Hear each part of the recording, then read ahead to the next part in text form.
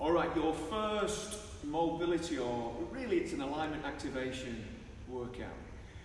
Fundamentals, Eischens Yoga fundamentals. So we're going to do a 50-10 workout and covering the 5 fundamentals. So it will be 4 exercises, a left and a right from warrior, a supine bridge, an incline plane, and then a wide leg forward flexion.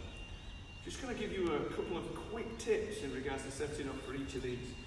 So with the front warrior, we want to, if you start from a tall kneeling position, however you get there is up to you, but if we start from a tall kneeling position, and these thighs are going to be vertical, so in other words, that's not vertical, that's not vertical. So we've got space between the legs, like we're kneeling on tram tracks, and then we just sweep 1 foot forward. And we sweep it forward so that, I'll just move you, so we've got a nice square, so the front knee is directly over the ankle, back knee's under the hip, and we want to tuck the tailbone, not too aggressively, keeping it somewhat neutral, but keeping the bottom ribs down, reaching through the crown of the head. I want to dig toes in at the back foot, and when I drive down with both feet and lift, I don't want to lose that, so I have to keep that long and strong. Now I could reach, and if I wanted to check my alignment, I could use a stick, and I could pop the stick against my tailbone between the shoulders and back of the head. Alright? Trying to, this gap here, trying to close that down so I can feel my lower back brushing against my fingertips there. So I know I'm pulling those ribs down. I lengthen them through here as well. Okay? So I could do this. Alright? Be in that position. I would probably, my left leg is forward, I would probably go right hand at the top. Alright? And I would hold that position for the duration for the 50 seconds. Now that's going to be easier than this.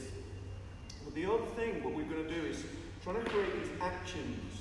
So we're activating by this front foot is going to drag back as if I'm doing that. And the back foot as if I'm pushing back like so. So in other words, when I'm here, I engage, and then drive up, and then activate. So it's like my back foot like it's sliding back behind me, the front body's going to. So I'm feeling a stretch through the hip flexor of that back leg, but I'm also feeling both hips engaged. So the front, hammy and butt. Okay? So we do that to both sides. Now when we do the workout, you've got a brief 10-second transition. So you're going to be pretty quick. Alright, then with our supine bridge. Again, we want to activate as strong as we can the right muscles. So we want to open up the front of our hip by engaging the butt. So place your feet so that when you do a little crunch like so, you can just about touch your heels.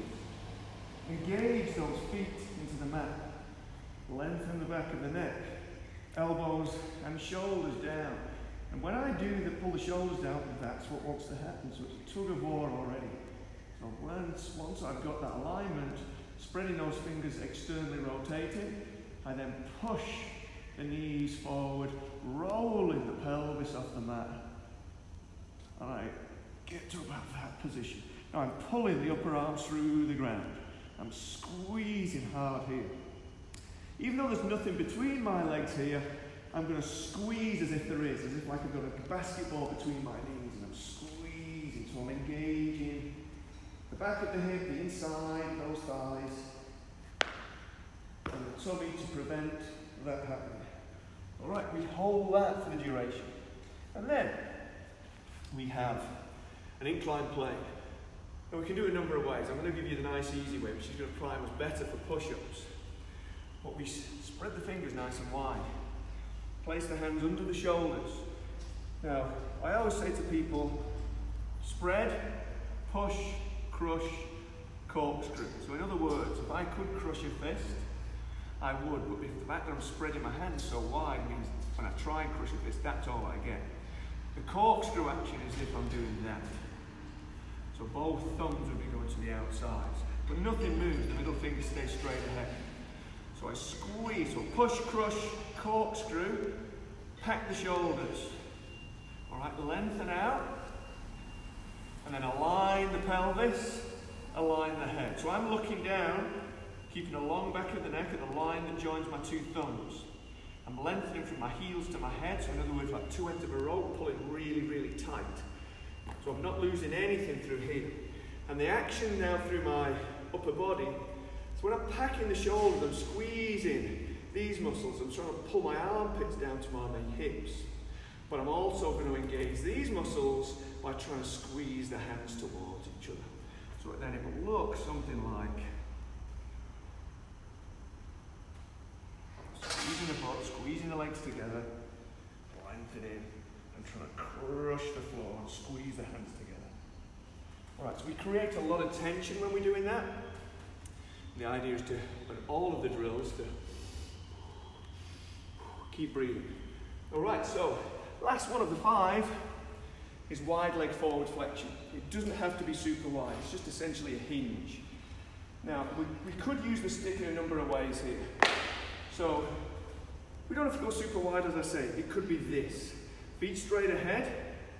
Now, when we perform a hinge, we lengthen through the crown of the head, so we don't want any collapsing like this.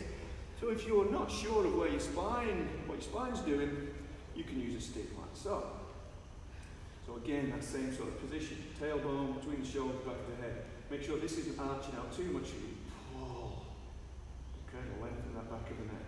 And then when you hinge, it's kind of shins are pushing forward, but the thighs are pulling back. So your shins stay vertical, give a nice stretch here. Feet are gripping the floor. Try to imagine that you're sliding the feet towards each other without your knees coming. And again, stay along through that crown of the head.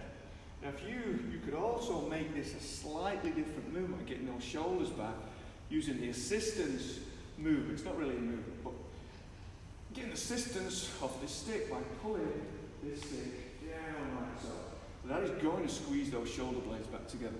And you will find it hard to collapse the spine if you're in this position. So again, we could go here. And the other thing that you could do is reach right overhead like so. Right, now again, we hold that position for 50 seconds, breathing as we go. Cool?